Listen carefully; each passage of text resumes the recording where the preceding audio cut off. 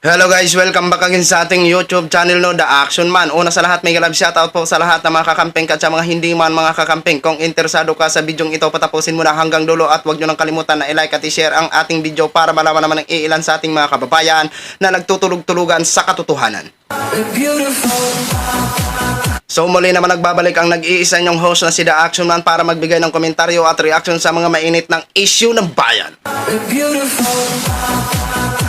So ito ho mga ka-action, mga kakamping no, may gusto lang ho ako na i-share sa inyo. Kunting-kunti lang po ito about po ito sa naging pahayag ni Senador Ronald Bato de la Rosa ho mga ka-action. Okay? May isa kasi siyang quote card or post ho mga ka-action na pwede daw natin siyang bitayin anytime pag na-prove siya. Aba, Senador Ronald Bato de la Rosa, sana paninindigan nyo po itong sinasabi nyo ha. Dahil sisingilin ho kayo ng taong bayan kapag kayo ay ma-prove na. Di ba? Magdasal-dasal na ho kayo. Malapit na po ang paghuhukom kung kayo po ba ay lumabag sa batas o hindi. Pasalamat ka kung hindi kayo lumabag sa batas. Pero kung lumabag ho kayo sa batas, goodbye Pilipinas, see you USA. Okay? So ito ho mga ka-action, basahin na po natin para hindi na ho tayo magtagal. Okay, ito na po. Ayan. Pwede nyo akong bitayin anytime. Pag na-prove nyo dyan na ako'y nagkakasala, you can hang me in front of the Filipino people. Talaga lang. You can hang me through the decision of the Filipino courts. But, my God, not by a foreigner. Yun po ang kanyang naging quote card. Usaping ICC ho ito. Usapin sa investigasyon ng ICC ang kanyang naging laman o naging punto ng kanyang pahayag. Okay? Ayaw niya? Bakit ayaw niyo po talaga sa foreigner? Kasi ang pagkakaalam ho namin, kapag ICC ang mag-imbestiga sa inyong Senator Ronald Bato de la Rosa, is pantay ho.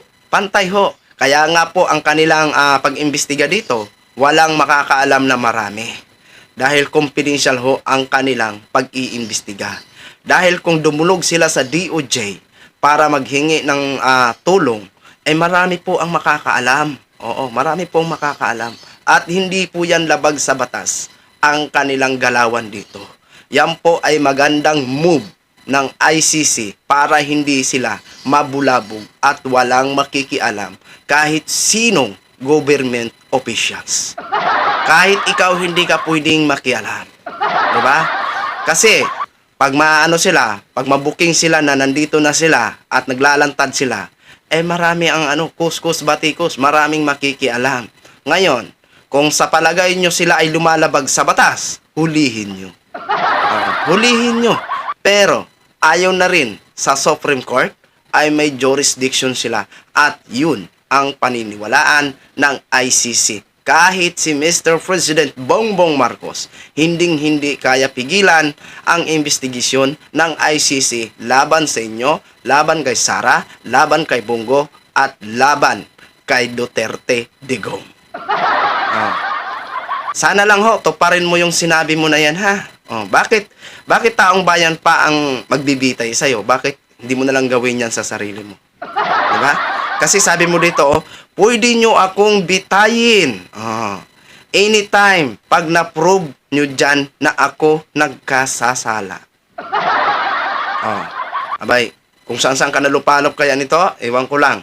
Ewan ko lang kung paninindigan mo yung hindi ka magtatago ha. Mamaya magtago-tago ang Senator Ronald Bato de la Rosa ha. Okay? Abangan natin guys. Malapit na ho.